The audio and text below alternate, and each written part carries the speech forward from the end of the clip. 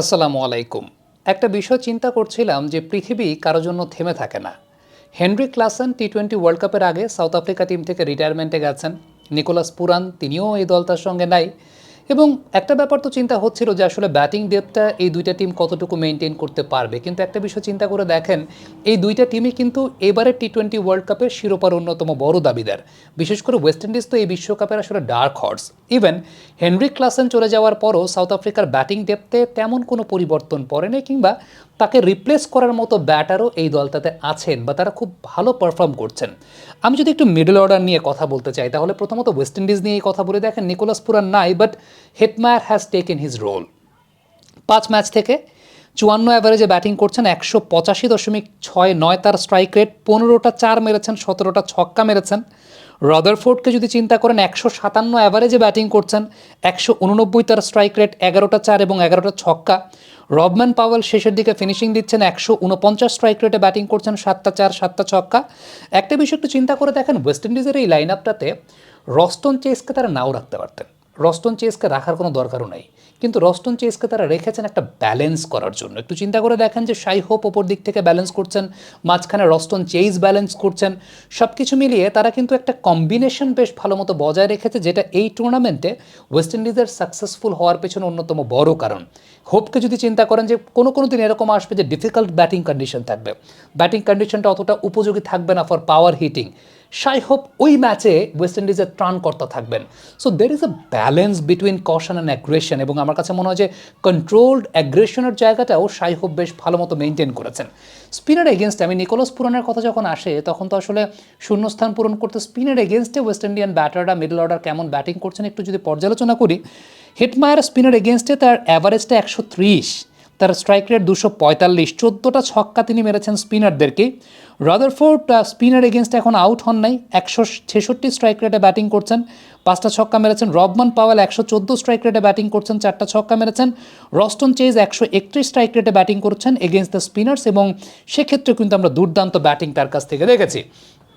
এবারে south Africa নিয়ে যদি আমরা একটু কথা বলি, সাউথ আফ্রিকা টিমে মিডল অর্ডারে আপনি যদি চিন্তা করেন যে Henry Klaasen, the way he batted in the last টি-20 world cup, it was insane, এবং ফাইনাল ম্যাচটা তো আসলে হেনরি ক্লাসেন বের করেই ফেলছিলেন। তবে এই টিমটাতেও রিকলটনের কথা যদি আমি বলি এই টিমটাতে স্টাফস রয়েছেন, প্রত্যেকেই কিন্তু তার অভাবটা বোধ করতে দেন নাই। আমি যদি একটু পরিসংখ্যানের আলোকে বিবেচনা করি, রিকলটন মিডল অর্ডারে 183 স্ট্রাইক রেটে ব্যাটিং করছেন, 9টা ছক্কা মেরেছেন। ডেভিড মিলার 162 স্ট্রাইক রেটে ব্যাটিং করছেন, 8টা ছক্কা মেরেছেন। ডেভাল ব্রেভিস 136 স্ট্রাইক রেটে ব্যাটিং করছেন, 8টা ছক্কা মেরেছেন। ট্রিস্টন স্টাফস 163 স্ট্রাইক রেটে ব্যাটিং করছেন, 5টা ছক্কা মেরেছেন। এবং ঠিক এই জায়গাটাতে আমি ক্লাসেনের কথা যদি বলি যে he is a massive spin hitter, no doubt about that. Spinner এগেনস্টে আমার দেখা অন্যতম সেরা ব্যাটার হেনরি ক্লাসেন। বাবা, এত এনার্জি কই পাও? এই পাওয়ার চুমুকে অ্যাকশন। ক্লাসেনের অভাবটা যেভাবে তারা বোধ করতে দিচ্ছেন না, সেই বিষয়টা যদি চিন্তা করে দেখি, স্পিনার এগেনস্টে সাউথ আফ্রিকান ব্যাটারদের স্ট্রাইক রেট, রিকলটন স্পিনার এগেনস্টে তার স্ট্রাইক রেটটা 184.44, ব্রেভিস 144, মিলার 133, স্টাফস 172.73 স্ট্রাইক রেটে তিনি ব্যাটিং করছেন। সো আপনি এই জায়গাটা চিন্তা করলে যে বিষয়টা খুব উল্লেখযোগ্য, সেটা হচ্ছে যে এই ব্যাটারদের মিডল অর্ডারে এই ব্যাটারদের অভাব কিন্তু আসলে বোধ করতে দিচ্ছেন না, তারা কেউই অভাবটা বোধ করতে দিচ্ছেন না।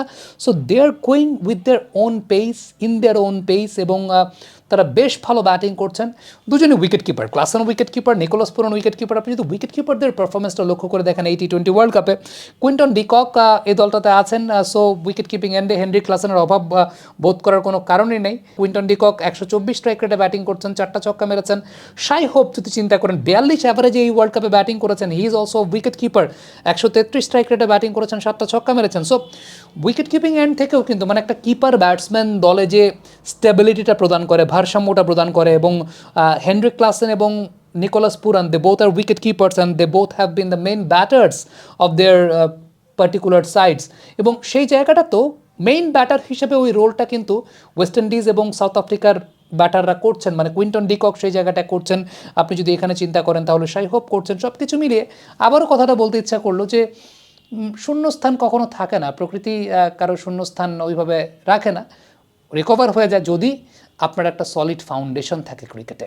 আনফর্চুনেটলি আমাদের দেশের পার্সপেক্টিভ থেকে যদি চিন্তা করি, আমাদের দেশের পার্সপেক্টিভে আমাদের ফাউন্ডেশনটা, ডোমেস্টিক স্ট্রাকচারটা, আমাদের ক্রিকেটিং ইকোসিস্টেমটা ইটস নট দ্যাট স্ট্রঙ্গার, যেখানে আমরা বলতে পারি আমাদের সিনিয়র ক্রিকেটার্স যারা পারফর্ম করে গেছেন তাদের ভ্যাকুয়ামটা, তাদের শূন্যস্থানটা পূরণ করার অল্টারনেট ক্রিকেটার আমাদের দেশে আমরা আসলে প্রডিউস করতে পারিনি।